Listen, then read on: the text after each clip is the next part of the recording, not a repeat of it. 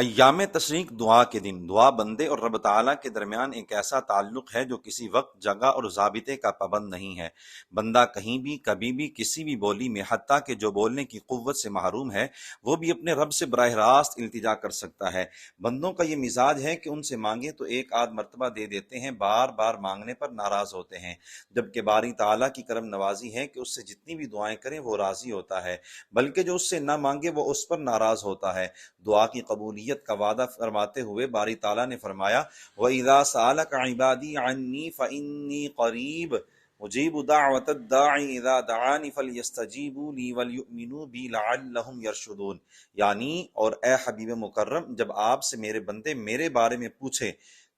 تو یعنی بتا دیجئے میں یقیناً قریب ہوں، دعا کرنے والا جب بھی مجھ سے دعا کرے میں اسے قبول کرتا ہوں، بس انہیں چاہیے کہ میرے احکام کو مانیں اور مجھ پر ایمان رکھیں تاکہ وہ ہدایت پائیں۔ ایام تشریق کا ایک خصوصی عمل یہ بھی ہے کہ رب تعالیٰ کی بارگاہ میں کثرت سے دعائیں مانگی جائیں۔ سیدنا ابو موسیٰ اشعری رضی اللہ تعالیٰ عنہ نے اپنے خطبہ میں ارشاد فرمایا ایام معدودات یعنی ایام تشریق میں دعا رد نہیں کی جاتی۔